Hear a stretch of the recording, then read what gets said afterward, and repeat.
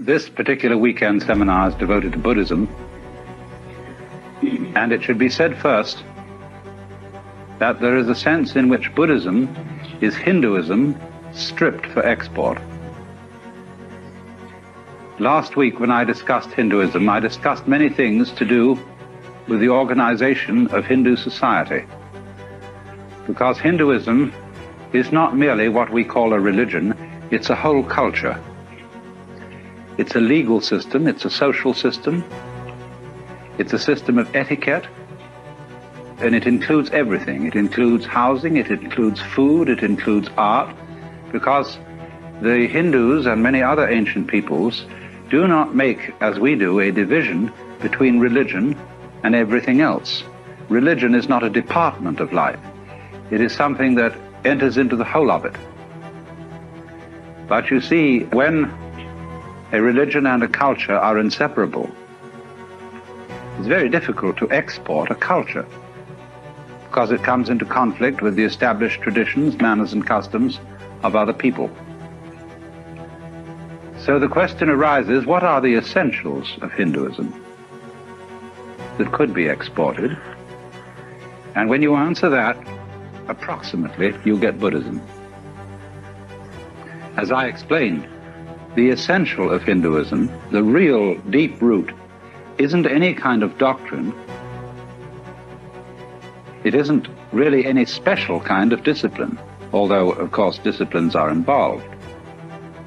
The center of Hinduism is an experience called moksha, liberation, in which, through the dissipation of the illusion that each man and each woman is a separate thing in a world consisting of nothing but a collection of separate things, you discover that you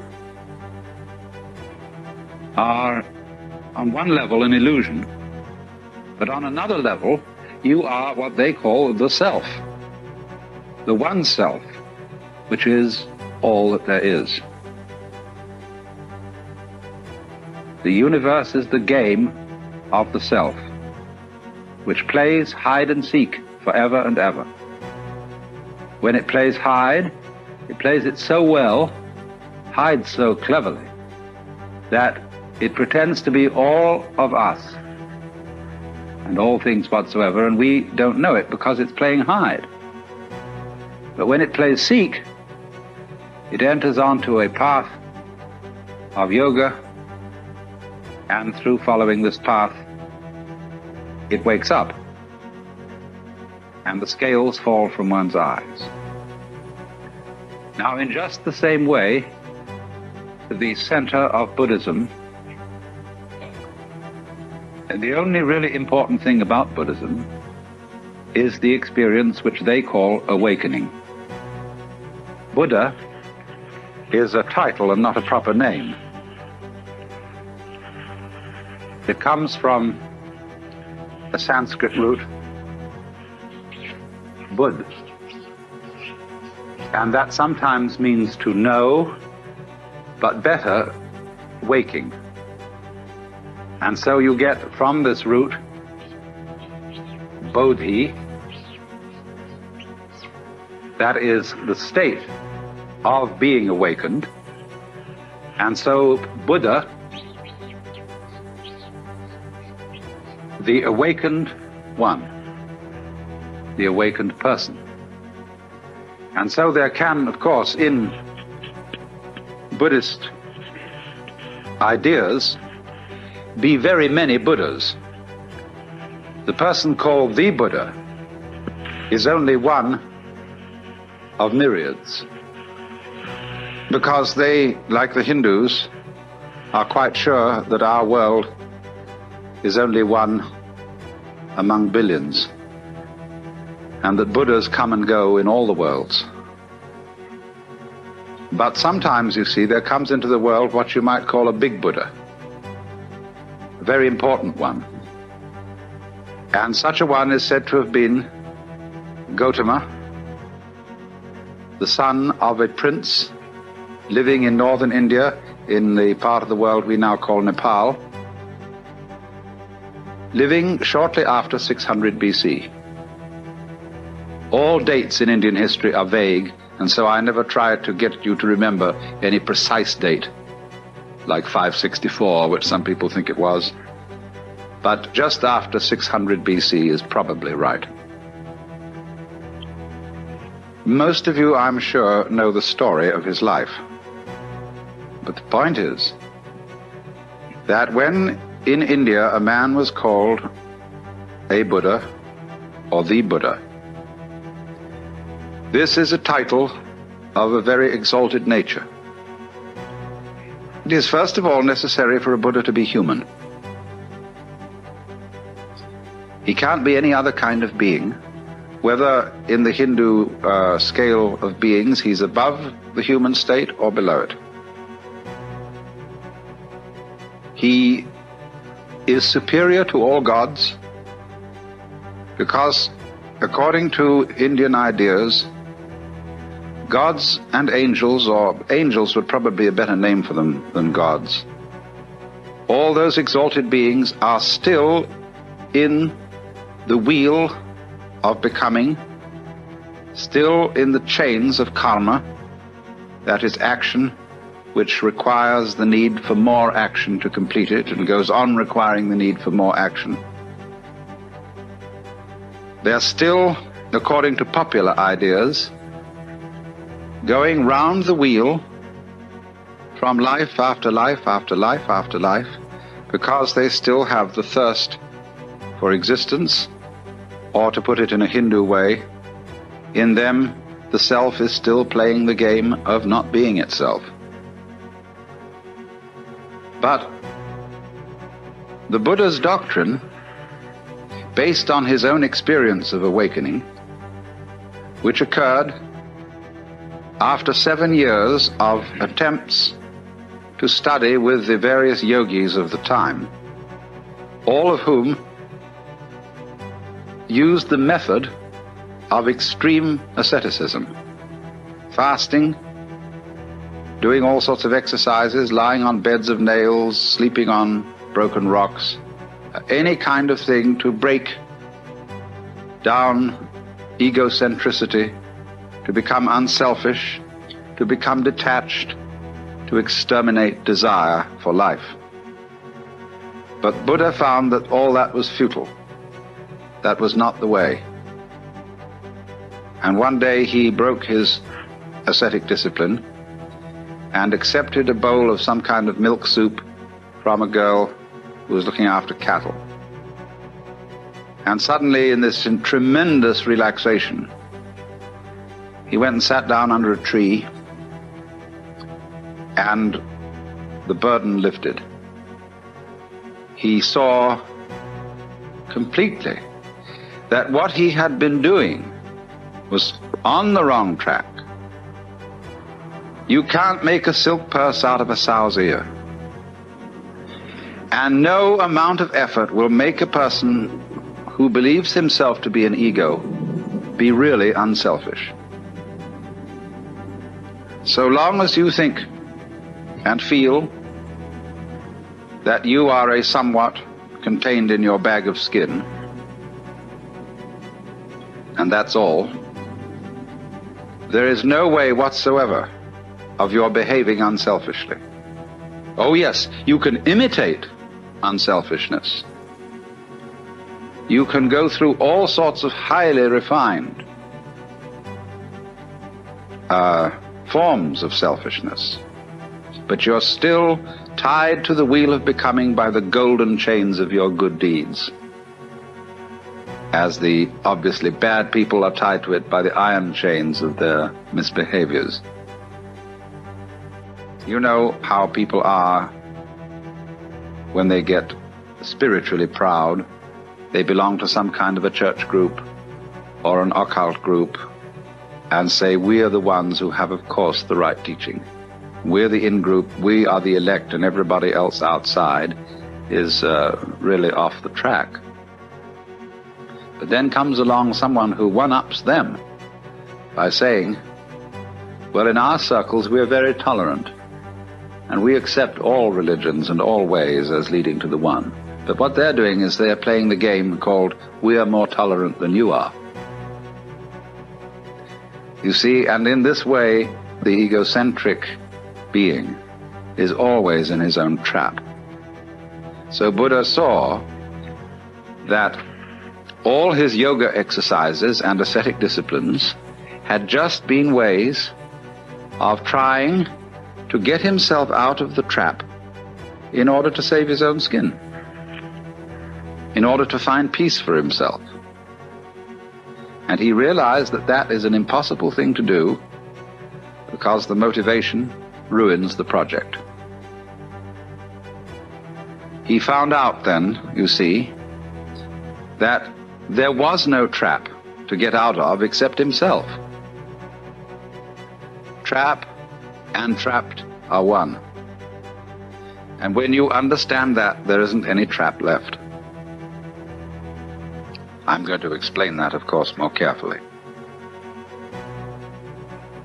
So, as a result of this experience, he formulated what he calls the Dharma. That is the Sanskrit word for method. You will get a certain confusion when you read books on Buddhism, because they switch between Sanskrit and Pali words. The earliest Buddhist scriptures that we know of are written in the Pali language, and Pali is a softened form of Sanskrit. So that, for example, whereas the doctrine of the Buddha is called in Sanskrit the Dharma, but in Pali and in many books of Buddhism, you'll find the Buddha's doctrine described as the Dhamma. And so in the same way, karma in Sanskrit becomes in Pali kamma. Buddha remains the same. The Dharma then is the method. Now the method of Buddhism, and this is absolutely important to remember, is dialectic. That is to say, it doesn't teach a doctrine. You cannot find anywhere what Buddhism teaches, as you can find out what Christianity or Judaism or Islam teaches. Because all Buddhism is a discourse. And what most people suppose to be its teachings are only the opening stages of the dialogue. So, the concern of Buddha as a young man, the problem he wanted to solve, was the problem of human suffering.